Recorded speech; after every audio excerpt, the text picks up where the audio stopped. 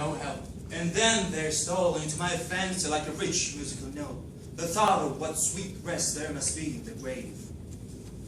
I had swooned, but still not lost. Very suddenly there came back to my soul motion and sound, the tumultuous motion of the heart, and in my ears the sound of its beating. Then a pause in which all is blank. Then again sound and motion and touch, a tingling sensation pervading my frame. Then the mere consciousness of existence without thought, a condition which lasted long. Then very suddenly thought and shuddering terror, an earnest endeavor to comprehend my true state. Then a strong desire to lapse into insensibility. Then a rushing revival of soul and successful effort to move. And now a full memory of the trial, of the judges, of the sable draperies, of the sentence, of the sickness, of the swoon. Then entire forgetfulness of all that followed, of all that a later day, and much earnestness of endeavor have enabled me vaguely to recall.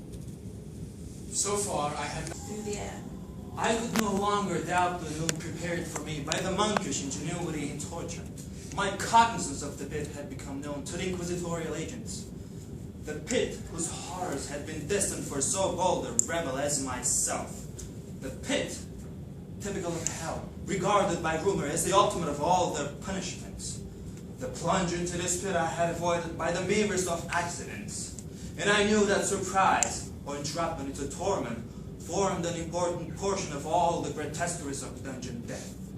Having failed to fall, it was no part of the demon plan to hurl me into the abyss, and thus, there being no alternative, a different and a milder destruction awaited me. A milder. I have smiled in my agony as I thought of such application of such a term. What boots it to tell I saw that 10 or 12 vibrations would bring the steel in actual contact with my robe. With this observation, there suddenly came over my spirit all the keen and collective calms of despair. For the first time during many hours, perhaps days, I thought. It now